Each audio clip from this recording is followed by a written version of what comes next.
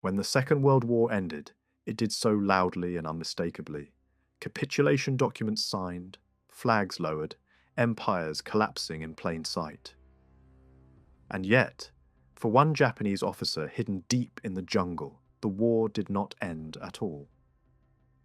Hiroo Onoda did not refuse to surrender out of madness or blind fanaticism. He refused because he had been trained for a war that no longer existed, and because everything he'd been taught told him that surrender itself was the enemy. His story is not simply about endurance or denial. It is about how doctrine, isolation, and belief can outlast reality itself. Onoda was not an ordinary infantryman. He was a young intelligence officer trained in unconventional warfare, sabotage, and long-term resistance. His education emphasized survival behind enemy lines, deception, and above all, absolute loyalty to orders. Retreat was acceptable. Disguise was acceptable. Waiting indefinitely was acceptable. Surrender was not. From the beginning, his training prepared him for a war without timelines, without supply lines, and without reinforcement.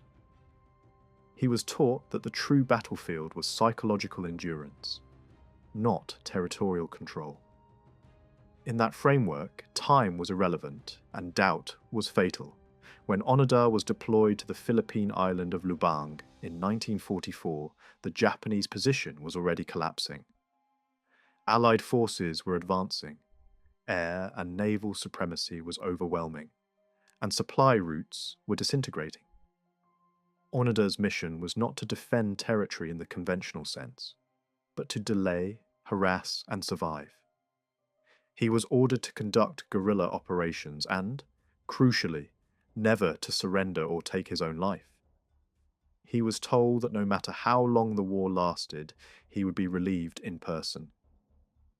That final instruction became the anchor that held him in place for nearly 3 decades. As the war ended elsewhere, the environment around Onoda changed completely.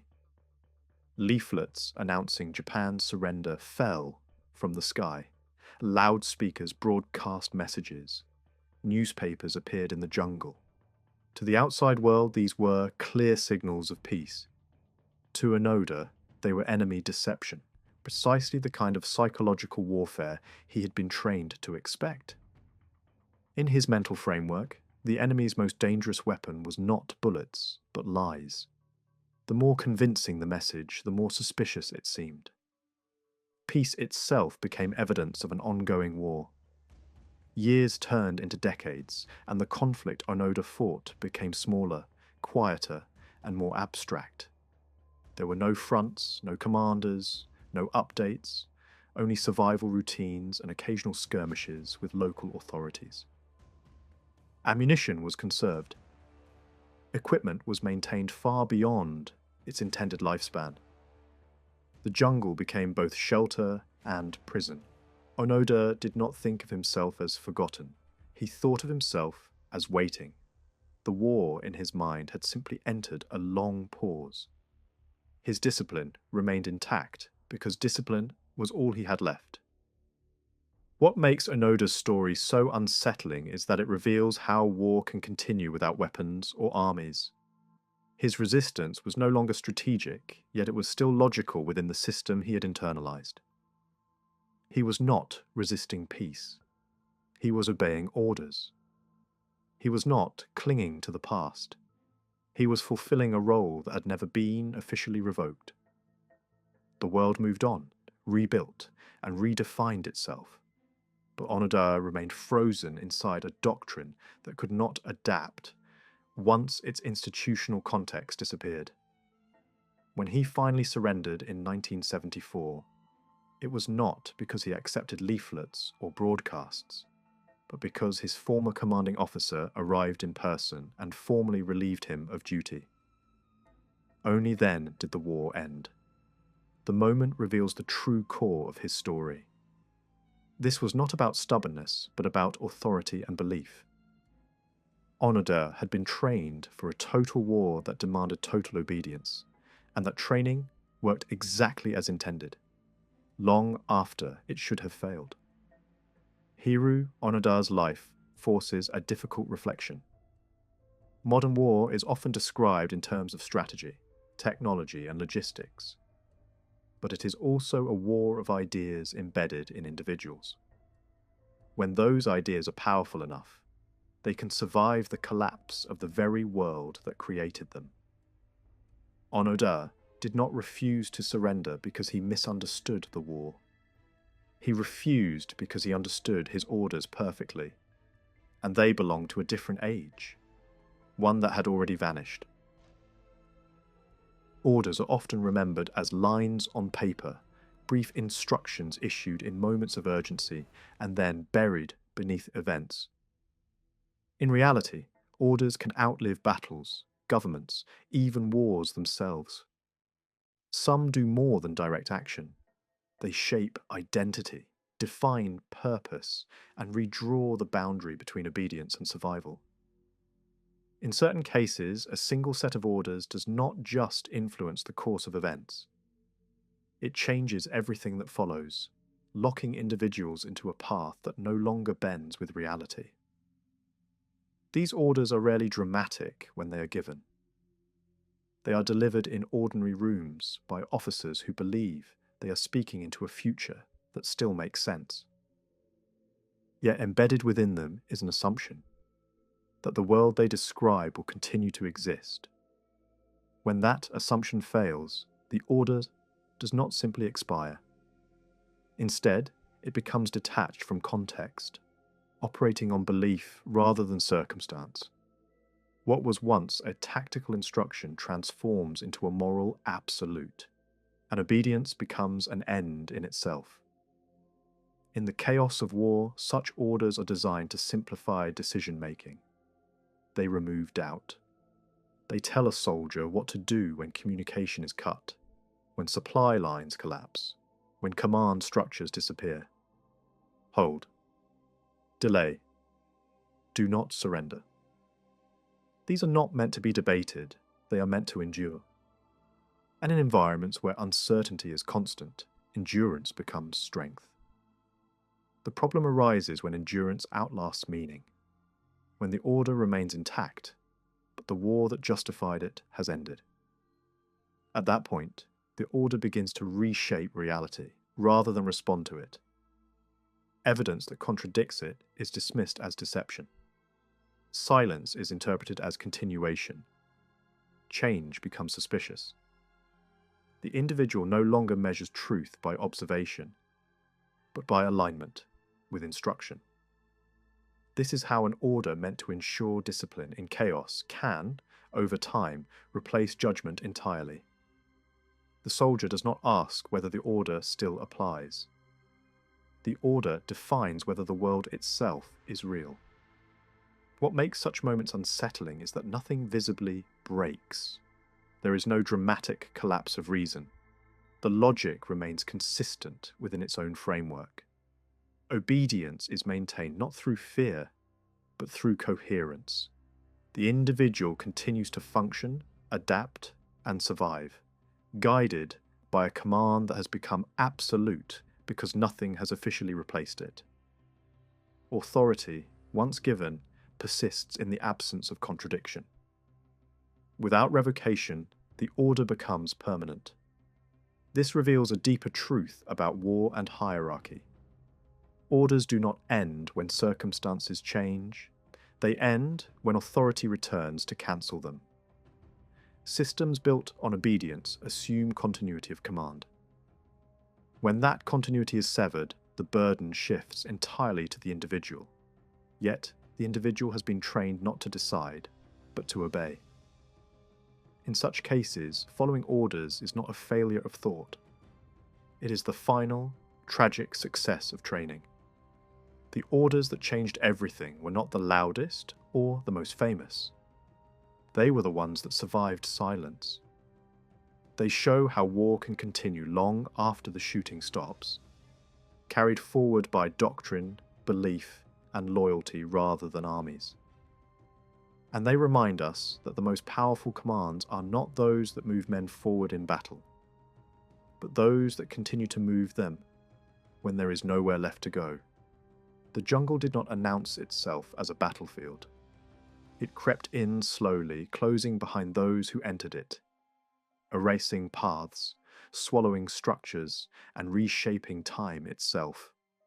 For Hiroo Onoda, the jungles of the Philippines became more than terrain. They became a sealed world, cut off from the rhythms of history. What began as a temporary operating environment turned into a decades-long confinement, where the war didn't end, but instead dissolved into routine, memory, and instinct. At first, the jungle was a place of movement. Patrol routes were marked, observation points selected, caches hidden with care. Onoda and the few men who remained with him treated the environment as hostile but manageable. They knew how to disappear, how to live lightly, how to leave no trace. Every sound had meaning. Every clearing was a risk. The jungle was not empty, it was watched, listened to, interpreted. In those early months, isolation still felt temporary. Relief was expected. Orders still felt recent. As time passed, the jungle changed character. It stopped being an operational space and became a permanent condition. Seasons replaced calendars. Rain dictated movement more than command. Equipment wore down, uniforms rotted, weapons aged beyond their design limits. Yet nothing was abandoned lightly. Rifles were cleaned with obsessive care. Ammunition was conserved as if resupply were still possible. The jungle demanded discipline, and discipline, in turn, gave Onoda structure when the outside world disappeared. The psychological weight of isolation grew heavier than hunger or fatigue. Without confirmation, every signal from the outside was suspect. Villages were no longer civilians, they were potential enemy collaborators. Aircraft were not reminders of peace, they were threats or deceivers. The jungle amplified suspicion. Sound carried strangely. Visibility lied. Familiar shapes shifted into danger at dusk. In such an environment, trust eroded naturally. The safest assumption was always that the war continued, because believing otherwise carried consequences too dangerous to accept. Survival became ritualized. Food was scavenged, stolen, or hunted, never wasted. Camps were relocated frequently, not because of direct pursuit, but because permanence felt dangerous. Fire was controlled, smoke was hidden, even rest was measured. The jungle did not forgive carelessness, and Onoda's training had taught him that routine was protection. What from the outside might look like obsession was, from within, a carefully maintained balance between exposure and invisibility. Years passed with no clear dividing line. The jungle made decades feel like extensions of the same moment.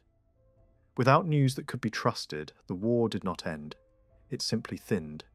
Engagements became rarer. The enemy became abstract. Yet the sense of duty did not fade. If anything, it hardened. Onoda was no longer waiting for victory.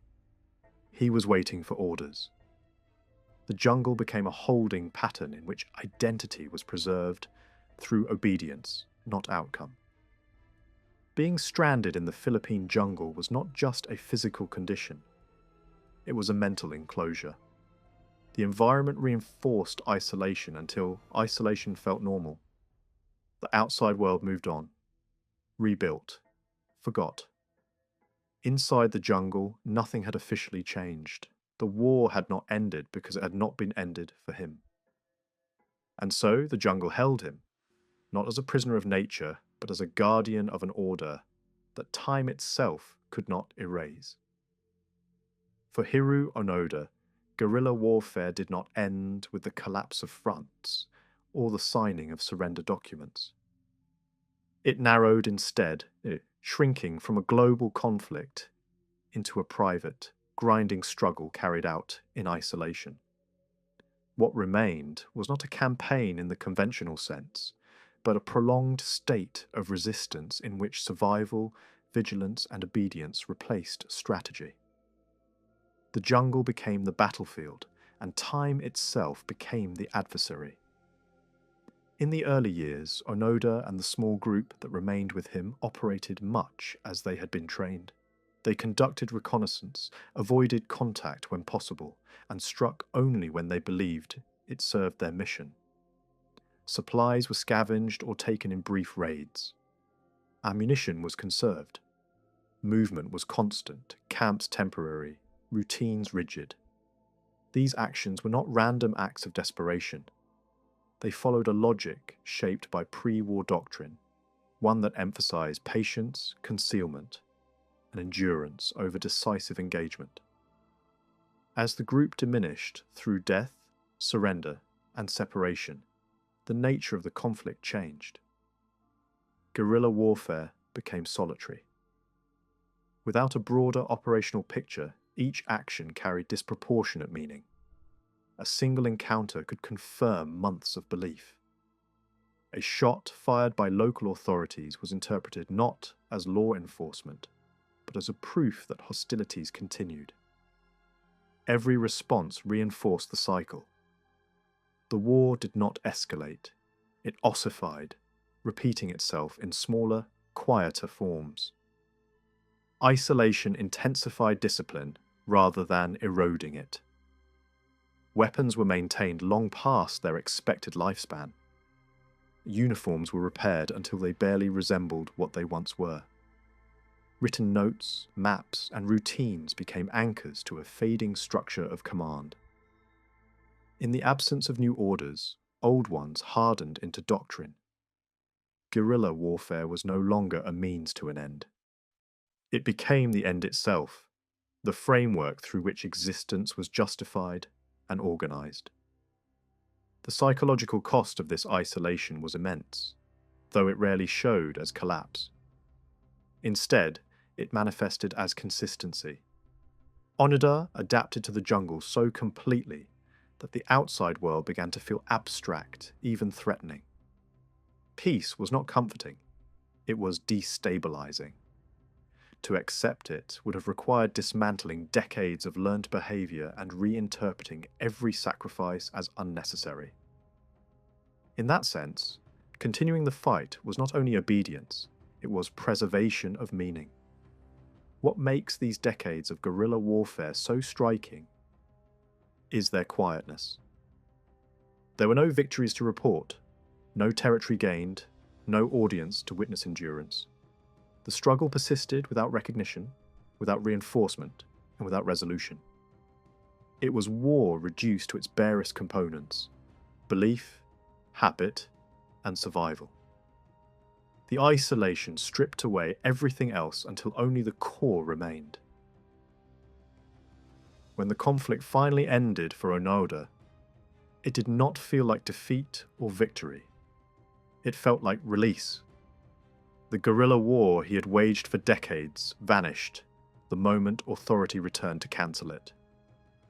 What remained was the unsettling realization that a war can continue long after history declares it finished, sustained not by armies or ideology alone, but by the power of training and the human need for coherence in an incoherent world.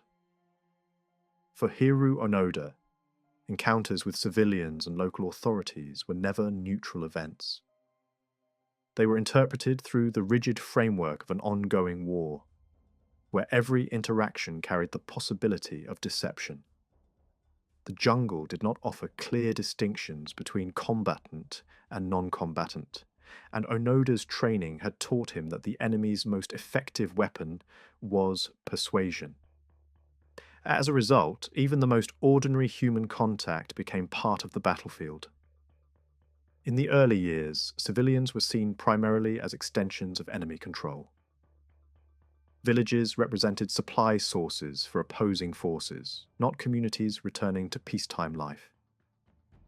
When farmers appeared armed or organized, Onoda interpreted this as militia activity. When food was withheld, it confirmed hostility. Even gestures meant to communicate peace. Leaflets, shouted messages, or attempts at negotiation were understood as psychological operations. In guerrilla doctrine, the enemy spoke most convincingly when it was lying. That assumption shaped every encounter. Authorities posed an even greater challenge. Police patrols, search teams, and occasional military units were not seen as peacekeepers, but as occupation forces adapting their tactics. Their weapons, uniforms, and coordination reinforced the idea that the conflict had merely changed form. Each attempt to capture or eliminate Onoda became evidence that he remained a legitimate target. From his perspective, no one hunts a soldier after a war ends. Pursuit meant continuation. These encounters often escalated into brief, violent confrontations, not because Onoda sought them, but because his survival logic demanded preemptive action. Hesitation could be fatal. Retreat could expose a position. Engagements were therefore calculated, minimal, and designed to restore invisibility rather than achieve dominance. Afterward, the jungle absorbed the event, leaving only memory and reinforcement of belief. The outside world interpreted these incidents as tragic misunderstandings. Inside the jungle, they were proof. Over time, the human cost of these encounters deepened the isolation. Each clash widened the emotional distance between Onoda and the world beyond the trees. Civilians became abstract figures rather than individuals, symbols of an enemy system rather than neighbors rebuilding their lives. This detachment was not cruelty, it was functional. Recognizing shared humanity would have undermined the logic that kept him alive and obedient. Attempts at communication grew more personal, but no more convincing. Letters from family, familiar voices, even appeals invoking loyalty to the emperor, failed to penetrate the framework Onoda lived within. Authority, in his mind, could not be improvised. It had to arrive in uniform, with rank, and with formal orders. Anything else was noise. Civilians and local officials lacked the legitimacy to end his war, no matter how sincere their intentions. These encounters reveal the tragedy at the heart of prolonged isolation. Onoda was not fighting civilians as enemies. He was unable to see them as anything else. His world had frozen in a wartime state, where roles were fixed and outcomes predefined. Only when authority returned in the exact form he recognized did the pattern finally break. Until then, every meeting with civilians or authorities was not a step towards peace, but another chapter in a war that, for him, had never ended. For Hiroo Onoda, leaflets and messages were not signs of peace. They were proof that the war had entered its most deceptive phase. Paper falling from the sky, voices echoing through the jungle, and familiar words printed in familiar script, all carried the same implication in his mind. The enemy was trying to make him surrender without a fight. Doubt was not a weakness to be overcome. It was a defense mechanism that had been carefully trained and relentlessly reinforced. From the beginning, Onoda had been warned that modern warfare relied heavily on psychological manipulation. Enemy forces, he was told, would attempt to fracture loyalty by spreading rumors of defeat, betrayal, or abandonment. Leaflets were specifically mentioned in training as tools of disinformation, designed to look authentic and emotionally persuasive. When announcements of Japan's surrender appeared in the jungle, they fit the pattern perfectly. The content was too complete, too convincing, too final. In a mind trained to expect deception, that level of polish raised suspicion rather than trust. Messages that appealed to emotion were especially unconvincing. Letters said to be from family members, photographs from home, and references to post-war life were interpreted as calculated attempts to exploit longing and fatigue. Onoda believed the enemy understood Japanese culture well enough to replicate its symbols and language. If a message urged him to lay down his arms for the sake of peace, it was immediately suspect. Real orders, he believed, did not beg, they commanded. The persistence of these messages only deepened his doubt. Year after year, new leaflets appeared, sometimes with updated details, new names and current events. To an outsider, this continuity proved authenticity. To Onoda, it proved commitment. A long-term deception campaign, he reasoned, would evolve to remain credible. The fact that the messages changed with time suggested intelligence, not truth. The enemy, he believed, was adapting. Contradictions in the environment reinforced this mindset. If the war had truly ended, why were there still armed patrols? Why were helicopters and aircraft still present? Why did authorities attempt to capture or kill him, rather than simply leave him alone? Each inconsistency was folded into a single conclusion. The leaflets described a world that did not match his lived reality. When observation and message conflicted, training dictated that observation, filtered through doctrine, took precedence. Over time, doubt became habitual rather than reactive. Onoda no longer evaluated each message individually. He dismissed the entire category. Leaflets were no longer information, but background noise, like wind or rain. Engaging with them carried risk, because belief could lead to exposure. Safer to assume falsehood and maintain discipline than to gamble on a truth that might be a trap. In isolation, skepticism hardened into certainty. History has a way of moving forward without waiting for everyone to come along. Cities rebuild, borders shift, and new generations grow up with no memory of the conflict that once defined the world. Yet for Hiroo Onoda, time did not flow in the same direction. While nations signed treaties and soldiers returned home, he remained fixed in a moment that never officially ended. The contrast between a world racing toward peace and one man standing still inside a vanished war reveals how unevenly history can be experienced. As decades passed, the outside world transformed completely. Japan rebuilt itself from defeat into an economic power. The Philippines changed governments. Roads appeared where jungle paths once ran, and wartime scars faded into memory. For most people, the war became something learned from books and ceremonies. For Onoda, none of this registered as reality. Without authoritative confirmation, these changes were not progress. They were potential illusions. The world might have moved on, but from his position it had simply changed tactics. Isolation made this divide absolute.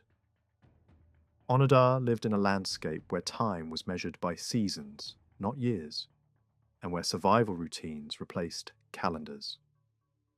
Without trusted communication, there was no clear signal that history had turned a page. The war did not feel finished. It felt suspended. Each year that passed without formal orders reinforced the belief that endurance was still required. Movement in the outside world became irrelevant if it did not intersect with his chain of command. The most unsettling aspect of this separation was how functional it remained. Onoda did not collapse into confusion or despair. He adapted, maintained discipline, and continued to operate within the logic he had been given. This is what made his story so disturbing. His immobility was not a failure of reason, but the outcome of a system that prized obedience above adaptation. While the world redefined itself, his role remained unchanged because nothing had officially told him otherwise. The gap between Onoda and the rest of the world widened quietly. People aged, governments changed, and technologies advanced, yet none of this mattered inside the jungle. Modern life became abstract, almost fictional. Peace itself was no longer a shared condition. It was a rumor. In that sense, Onoda was not left behind by history. He was sealed off from it, enclosed within a doctrine that could not update itself. When the war finally ended for him, it did so abruptly. One moment he was still a soldier on duty. The next, he was a relic of a conflict long concluded. The transition was not gradual because it could not be. There was no emotional negotiation, no slow acceptance. Authority arrived, spoke the words that mattered, and the war vanished. The world he had missed flooded in all at once, carrying with it decades of lost time. The world moves on. One soldier does not. Is not just a description of Onoda's fate. It is a warning about how deeply belief and structure can anchor a person in the past. Wars end on paper, but they conclude in human minds at very different speeds. Onoda's story reminds us that history's forward motion is not universal. Sometimes it advances without everyone, and sometimes one person stands still, guarding a war that no longer exists. The end did not come with gunfire or surrender papers dropped from the sky. It arrived quietly, in the form of a man who carried authority rather than persuasion. For Hiroo Onoda, everything changed, not because the world convinced him the war was over, but because command finally returned to him in the only form he recognized. After nearly 30 years in isolation, the chain of command, long severed, was restored for a single, decisive moment. The return of his former commander was not symbolic. It was procedural. This distinction mattered deeply. Onoda had never doubted that Japan might lose the war, nor that peace might be declared somewhere beyond the jungle. What he doubted was legitimacy. Orders, in his world, did not expire with time or circumstance. They expired only when formally revoked. Until that happened, obedience remained absolute. The arrival of his commanding officer closed a loop that had been left dangerously open for decades. The meeting itself was restrained, almost anticlimactic. There were no arguments, no attempts to reinterpret history, no emotional appeals. The commander read the final order clearly and formally, releasing Onoda from his duty. Those words carried more weight than years of leaflets, broadcasts, and personal pleas combined. In an instant, the framework that had governed Onoda's existence dissolved. The war did not fade away gradually. It ended all at once. What is striking is how quickly certainty replaced doubt. The same man who had rejected every sign of peace immediately accepted the end, once authority spoke. There was no negotiation with reality, no psychological struggle visible on the surface. This was not denial breaking down. It was compliance completing its final step. The discipline that had sustained Onoda through decades of isolation now allowed him to stop without hesitation. The final order did more than end a mission.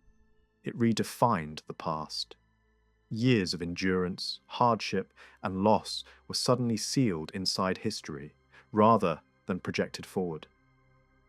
Onoda did not reinterpret his actions as mistakes in that moment. He understood them as completed duty. Only later would the emotional weight of lost time begin to surface. At the moment of release, what mattered was clarity. The ambiguity that had governed his life was gone. This moment reveals something essential about how wars truly end. They do not conclude simply because documents are signed or announcements made. They end when authority reaches the last individual still bound by it. For Onoda, the war had persisted not because he was disconnected, but because he was connected to an order that had never been cancelled. The commander's return restored that connection just long enough to sever it properly. In 1974, Nearly 3 decades after the Second World War had officially ended, Hiroo Onoda finally emerged from the jungle and surrendered. The moment felt surreal, not because it was dramatic, but because it arrived so late that the world it rejoined barely resembled the one he had left. Cameras captured a man still in uniform, still disciplined, still carrying himself as a soldier, while the rest of the world looked on in disbelief. His surrender was not the end of a battle. It was the closing of a time capsule that had remained sealed for almost 30 years. The act itself was quiet and formal. Onoda handed over his rifle, ammunition, and sword, items he had preserved with care through decades of isolation. There was no sense of defeat in the gesture. He was not surrendering to an enemy in the conventional sense, but complying with a final, legitimate order. In his own understanding, he had not lost the war. He had completed his duty. This distinction mattered deeply, because it framed his return not as failure, but as conclusion. Re-entering civilian life proved far more complex than laying down arms. The Japan Onoda returned to was unrecognizable, rebuilt, modernized, and psychologically distant from the wartime values that had shaped him. The rigid discipline that had kept him alive in the jungle offered little guidance in a society that now valued flexibility, consumerism, and peace. He became a symbol overnight, celebrated by some as a model of loyalty and endurance, criticized by others as a reminder of a painful past best left behind. Fame, like peace, arrived suddenly and without preparation. What made Onoda's legacy enduring was not the length of his resistance alone, but what it revealed about the nature of war and obedience. His story forced uncomfortable questions. At what point does loyalty become self-imprisonment? How much responsibility lies with the individual, and how much with the system that trained him? Onoda did not act out of hatred or fanaticism. He acted out of coherence. Every decision he made followed logically from the framework he had been given, even when that framework no longer matched reality. Beyond war, Onoda's life took on a reflective dimension. He spoke openly about discipline, survival, and purpose, not as abstract ideals, but as lived experience. His years in isolation were not presented as heroic adventures, but as a long commitment to a role that could not adapt. In later life, he emphasized resilience and responsibility, while also acknowledging the cost of unyielding belief. The jungle had taught him how to survive. Peace forced him to learn how to live. His surrender in 1974 became a symbolic boundary between eras. It marked the final echo of a global conflict that had officially ended decades earlier, reminding the world that wars do not conclude simultaneously for everyone. Treaties may close chapters in history books, but individual experiences often linger far beyond those dates. Onoda's war ended when authority reached him personally, not when the world declared it over. The legacy of Hiroo Onoda extends beyond the curiosity of a last soldier. His story stands as a cautionary tale about the power of doctrine, the durability of belief, and the human consequences when systems fail to provide closure. It shows how identity can be shaped so completely by duty that it outlasts the very conditions that created it.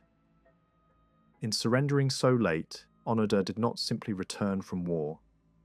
He revealed how deeply war can embed itself in a human life, and how difficult it can be to truly leave it behind.